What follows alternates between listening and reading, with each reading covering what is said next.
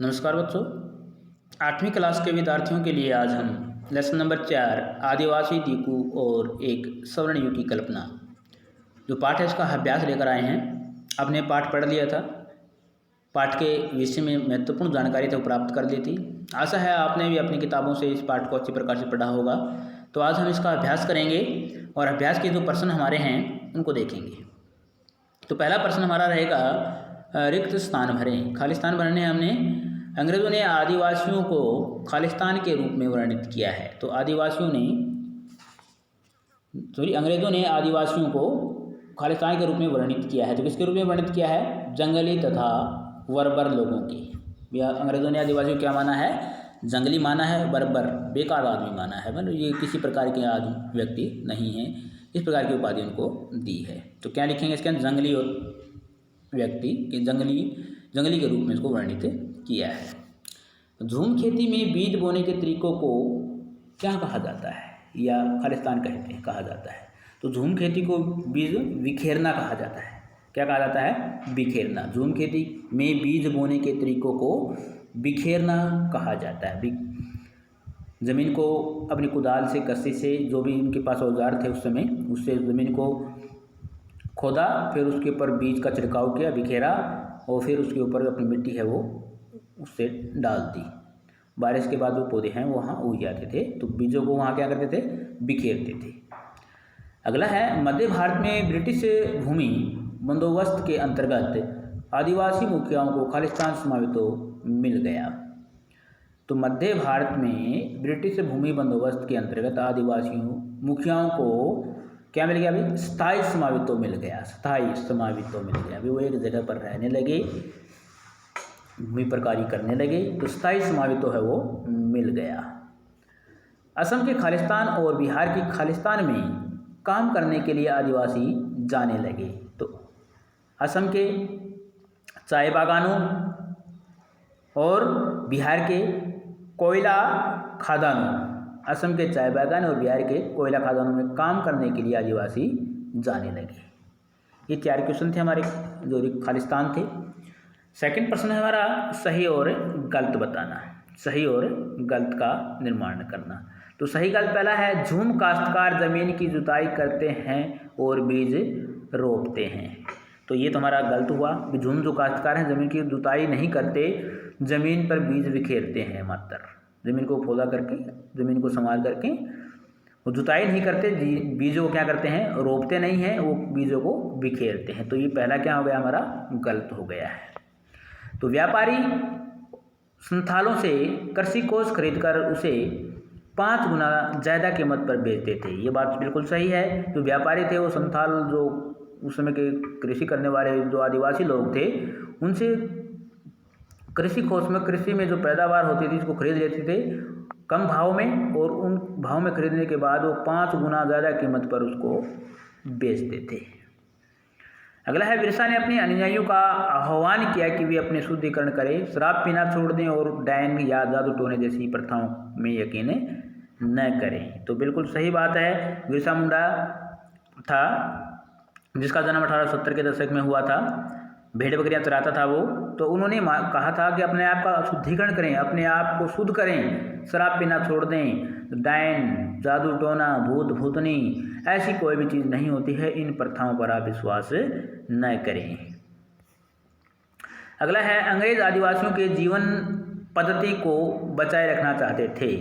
अंग्रेज आदिवासी की जीवन पद्धति को बचाए रखना चाहते थे। बिल्कुल गलत है, क्योंकि अंग्रेज उनके जंगलों में रहना, वहाँ पर जो कार्य करते थे, कृषि करते थे, उन पर अधिकार से छीन लेना, जंगलों में पशु अपने पालते ले जाते थे, उनको भी रोक लगा दी थी। तो ये आदिवासी जो जीवन पद्धति थी इनको बचाए नहीं रखना चाहते थे, इनको समाप्त करना चाहते थे। वे चाहते थे कि ये लोग भी एक जगह पर रहें, एक जगह पर रह करके कार्य करें। ये था हमारा सेकंड क्वेश्चन, सही और गलत। क्वेश्चन नंबर 3 आता है हमारा, ब्रिटिश शासन में घुमंतु काश्तकार के सामने कौन सी समस्याएं थी? ब्रिटिश शासन में जो घुमंतु काश्तकार थे उनके सामने कौन सी समस्याएं थी? कौन कौन सी समस्याएं थी? घुमंतु काश्तकार इधर उधर घूमकर खेती करते थे, वे एक स्थान पर टिक कर नहीं रहते थे, परंतु अंग्रेज अधिकारियों ने एक स्थान पर टिक कर खेती करने की को विवश करते थे। उनके अनुसार स्थायी रूप से एक स्थान पर रहने वाले किसानों को नियमित करना सुगम है या नियंत्रित करना सुगम है। घुमंतु काश्तकार के लिए यह उसे आज़ादी छीनने वाली बात थी। तो घुमंतु काश्तकार थे, जंगलों में रहते थे, एक जगह पर वो टिक कर नहीं रहते थे, एक स्थान से दूसरे स्थान पर जाकर के वो खेती करते थे। लेकिन अंग्रेज़ों को ये ठीक नहीं लगा। उनको लगा कि अगर ये एक जगह रहेंगे तो हम इन पर आसानी से नियंत्रण कर सकते हैं। तो उनकी जो आज़ादी है उनको छीनने का प्रयास किया। किसानों को लगा कि उनकी वो आज़ादी छीन रहे हैं। दूसरी बात वह अंग्रेज़ों ने भूमि संबंधी कुछ नियम लागू कर दिए जिसे अधिक आय की आवश्यकता थी। कंपनी ने लगान निश्चित कर दिए। अब कंपनी ने क्या भूमि संबंधी जो नियम थे वो लागू कर दिए। स्थायी बंदोबस्त है और कुछ जैसी बहुत सी समस्याएं, बहुत से नियम जो लागू किए जिससे कंपनी को ज़्यादा से ज़्यादा मुनाफा का हो सके। और उन्होंने लगान था वो भी निश्चित कर दिया था कि किसानों से किस प्रकार से लगान लेना है, कैसे लेना है, वो भी उन्होंने निश्चित कर दिया था। कुछ किसानों को भूमि स्वामी और दूसरों को पट्टेदार घोषित कर दिया गया। पट्टेदार अपने भूस्वामियों का भाड़ा चुकाते थे और भूस्वामी सरकार को लगाने देते थे। तो कुछ किसानों को अंग्रेज़ों ने क्या किया, भूस्वामी बना दिया और कुछों को पट्टेदार घोषित कर दिया। जो पट्टेदार होते थे वो अपने भूस्वामी को भाड़ा चुकाते थे, अपनी भूमि का किराया देते थे और वे भूस्वामी सरकार को लगान भी देते थे। चौथा बात, अंग्रेज़ों की झूम काश्तकारों को एक स्थान पर बसाने की कोशिश सफल नहीं हो सकी। अब अंग्रेज़ों को झूम काश्तकार थे, उनको एक स्थान पर बसाने की जो कोशिश थी वो सफल नहीं हो रही थी। तो कम पानी वाली भूमि पर हलों से खेती करना कठिन था। वहाँ हलों से खेती करने वाले झूम काश्तकारों को हानि होती थी। पूर्वोत्तर राज्यों के झूम काश्तकार इस बात पर अड़े रहे कि उन्हें परंपरागत तरीके से जीने दिया जाए। बहुत विरोध होने के कारण अंत में सरकार ने उनकी बात माननी पड़ी और वो एक कबीलों की जगह को जंगल के रूप के कुछ भागों में खेती करने की छूट दे दी। तो अंग्रेज़ों को झूम जो काश्तकार थे उनको एक जगह रहने पर जो विवश कर रहे थे वो लगभग कामयाब नहीं हो पाई, क्योंकि जहाँ पानी नहीं होता था, मुंजर भूमि होती थी, उस पर खेती करना बहुत मुश्किल होता था। और जो किसान थे, आदिवासी लोग थे, वो ये कार्य नहीं कर पा रहे थे। तो उनका लगातार विरोध जारी रहा और विरोध को मानते हुए अंग्रेज़ों ने उन्हें कबीलों के रूप में जंगलों के कुछ हिस्सों में खेती करने की छूट है वो दे दी थी। अगला है, औपनिवेशिक शासन के तहत आदिवासी मुखियाओं की ताकत में क्या बदलाव आए। औपनिवेशिक शासन के तहत आदिवासी जो मुखिया थे उनकी ताकत में क्या बदलाव आए। तो औपनिवेशिक शासन का मतलब अंग्रेज़ों का शासन। औपनिवेशिक का मतलब होता है अंग्रेजी शासन, जहाँ दूसरे देश का किसी देश पर शासन हो उसे औपनिवेशिक शासन बोलते हैं। तो औपनिवेशिक शासन के तहत आदिवासी जो मुखिया थे उनकी ताकत में बदलाव आए। किस प्रकार से बदलाव आए देखिएगा। उन्हें गांव के एक समूह पर अपने भू स्वामित्व को बरकरार रखने की छूट मिली। वे अपनी भूमि पट्टे पर दे सकते थे। उन्हें गांव का एक समूह होता था, उस समूह पर अपना स्वामित्व बरकरार रखने के लिए छूट दे दी। तुम अपना स्वामित्व है तो आप बरकरार रखो और अपनी जो भूमि है पट्टे पर दे करके किराए पर दे सकते हो। कई स्थान पर उनका भूमि पर स्वामित्व बना रहा, परंतु उनके शासकीय शक्तियाँ छीन ली गई। लेकिन उनकी भूमि का स्वामित्व तो बना रहा, लेकिन जो कबीले पर, जो गांव पर उसका जो अधिकार होता था, वो उसकी जो शक्तियाँ थी वो छीन ली थी। उन्हें अंग्रेज़ अधिकारियों को उपहार देने पड़ते थे और अंग्रेज़ अधिकारी जब भी उस क्षेत्र में आते थे या फिर उनके महल तक उनको उपहार देने पड़ते थे। उन्हें अब अंग्रेज़ अधिकारियों द्वारा बनाए गए नियमों को मानने के लिए बाध्य होना पड़ता था। जो अंग्रेज़ अधिकारी थे उन्होंने जो नियम बनाए थे, जो कायदे कानून बनाए थे, उनको भी मानना पड़ता था। उन्हें अपने कबीले के नेतृत्व अंग्रेज़ों के एक प्रतिनिधि के रूप में करना पड़ता था। अभी अंग्रेज अपने कबीले का नेतृत्व वो किसके रूप में करते थे, अंग्रेज़ों के कहने के अनुसार करते। उनके जो दिशा निर्देश होते थे, उनकी जो बात, जो नियम होते थे, कायदे कानून होते थे, उसी के अनुसार कबीले का नेतृत्व करते थे, कबीले को अनुशासन में रखते थे। अब वे अपने परंपरागत कामों को करने में लाचार हो गए थे। जो अपने परंपरागत कार्य थे उनके, वो करने में भी वो लाचार है वो हो गए थे। ये थे हमारा क्वेश्चन नंबर 3। ब्रिटिश शासन में औपनिवेशिक शासन के तहत आदिवासी मुखियाओं की ताकत में क्या बदलाव है। क्वेश्चन नंबर 4, औपनिवेशिक शासन के तहत आदिवासी मुखिया थे उनके क्या बदलाव है वो लाए गए। क्वेश्चन नंबर हमारा 5 का है, दीकुओं से आदिवासियों के गुस्से के क्या कारण थे। अब दीकू कौन थे, किसको मानते थे दीकू, जो बाहरी लोग होते थे उनको दीकू माना जाता था। दीकू किसको मानते थे, जो बाहरी लोग, जो भारी लोग थे, मतलब अंग्रेज उनको क्या मानते, दीकू कहते थे आदिवासी लोग। तो आदिवासी भारी लोगों को दीकू कहते थे। इन भारी लोगों में मशीनरी, सूदखोरों, हिंदू जमींदार तथा अंग्रेज अधिकारी आते थे। मशीनरी मतलब अंग्रेज अधिकारी, सूदखोर जो सूद लेकर के किसी प्रकार की अपनी पूंजी को किसानों तक पहुंचाते थे, सूदखोर जो ब्याज लेते थे, हिंदू जमींदार तथा अंग्रेज अधिकारी थे वो आते थे। दीकू से आदिवासी गुस्से के कारण थे भाई। आदिवासी उन्हें अपनी गरीबी तथा दयनीय अवस्था का कारण मानते थे। वे आदिवासियों के जो गरीब हो गए थे, उनकी स्थिति दयनीय हो गई थी, वो किसी प्रकार का कार्य करने में प्रतिबंध हो गया था, वो अपने मनचाहा कार्य नहीं कर सकते थे। इस कारण से उनकी स्थिति क्या हो गई थी, दयनीय हो गई थी। हिंदू जमींदार तथा सूदखोर उनकी ज़मीन हड़पते जा रहे थे। जो हिंदू जमींदार थे बड़े बड़े सूदखोर थे, ब्याज में पैसा देने वाले लोग थे, उनकी ज़मीन को हड़पते चले जा रहे थे। मशीनरी के धर्म तथा पारिवारिक संस्कृति का मजाक उड़ाया करती थी। मशीनरी जो धर्म प्रचारक थे, ईसाई धर्म प्रचारक, उसको मशीनरी कहते हैं, और वो पारंपरिक संस्कृति का मजाक, अपनी भारतीय जो संस्कृति थी उसका मजाक उड़ाया करते थे। आदिवासी यह मानते थे कि इन लोगों ने उनकी स्वतंत्रता तथा जमीन छीन ली है। आदिवासी लोग क्या मानते थे कि जो अंग्रेज हैं और उनके धर्म प्रचारक हैं और उनके तहत कार्य करने वाले जितने भी लोग हैं, उनके द्वारा उनकी स्वतंत्रता है वो छीन ली गई है और उनकी ज़मीनें हैं वो भी छीन ली हैं।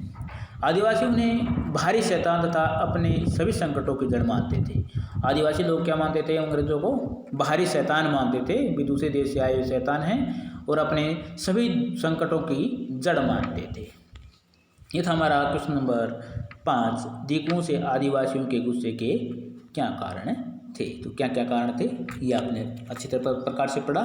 तो अगला क्वेश्चन हमारा है क्वेश्चन नंबर 6, विरसा की कल्पना में स्वर्ण युग किस तरह का था। विरसा की कल्पना, जो बिरसा मुंडा था उसकी कल्पना में स्वर्ण युग किस तरह का था, उसकी राय में यह कल्पना लोगों को इतनी आकर्षक क्यों लग रही थी। तो बिरसा मुंडा के बारे में बताना है, किस प्रकार का युग की कल्पना की उन्होंने और अपनी कल्पना के अंदर लोगों को आकर्षक क्यों लग रहा था। तो बिरसा की कल्पना में स्वर्ण युग एक ऐसा था जहां मुंडा लोग दीकू से उत्पीड़ित से पूरी तरह से मुक्त हो गए हैं। जो बाहरी लोग थे, दीकू जो लोग थे, उनसे पूरी तरह से उत्पीड़ित होते थे, अब वो क्या हो गए हैं, मुक्त हो गए। विरसे के स्वर्ण युग का संबंध अतीत के उस युग से था जब वे स्वतंत्र जीवन व्यतीत करते थे। कौन से युग से था, जब वह अंग्रेजों से मुक्त थे, किसी प्रकार का उनके ऊपर प्रतिबंध नहीं था। उनका अतीत है वो उस युग की बात करते थे जब वे स्वतंत्र जीवन व्यतीत करते थे।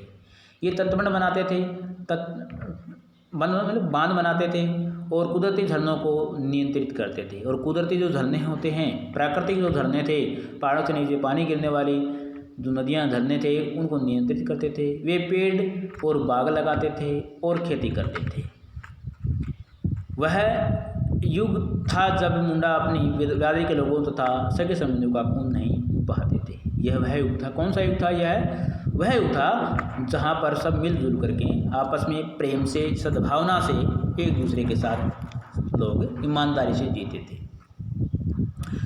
मुंडा लोगों को बिरसा की कल्पना निम्नलिखित कारणों से आकर्षक लगी। अब ये सब चीज़ें आकर्षित हो गए। किस प्रकार मुंडा के आकर्षण व्यक्तित्व, चमत्कारी शक्तियों ने लोगों को बहुत प्रभावित किया। तो मुंडा का जो व्यक्तित्व था वह आकर्षक था, चमत्कारी शक्तियाँ थी उसके पास, उससे लोग बहुत प्रभावित थे। वे मुंडा की कल्पना को ऐसा सपना मानते थे जो शीघ्र साकार होगा। उसकी कल्पना थी और कल्पना को क्या मानते थे, वो ऐसा सपना मानते थे कि वो शीघ्र साकार होने वाला है। लोग अपने गौरवमय इतिहास को फिर से पाना चाहते थे। लोग अपने गौरवमय में किस प्रकार से जीवन जी रहे थे, स्वतंत्र रूप से रहते थे, आपस में प्यार था, सद्भावना थी, वही अतीत फिर से पाना चाहते थे। लोगों को पूरा विश्वास था कि बिरसा उन्हें दीकू से उत्पीड़न से अवश्य ही मुक्ति दिलाएगा। और लोगों को विश्वास था बिरसा जी उनको इन दीकुओं से, भारी लोगों से, हमारे जो उत्पीड़न कर रहे हैं उनसे अवश्य ही मुक्ति प्रदान करवाएगा। तो ये था हमारा लेसन नंबर 4 का अभ्यास। लेसन नंबर 4, आदिवासी दीकू और स्वर्ण युग की कल्पना। तो इसका हमने अभ्यास कर लिया है। तो सभी बच्चों से इस अभ्यास को लिखने का, याद करने का अनुरोध करते हैं। जो सभी बच्चे इसको याद कर लेना, लिख लेना। अगर किसी चीज़ का में कोई संशय है, कोई शक है, संदेह है, तो उसके बारे में आप हमारे व्हाट्सएप नंबर या हमसे कॉल करके पूछ सकते हैं। और सभी बच्चों को आज की वीडियो के लिए प्यार भरा नमस्कार।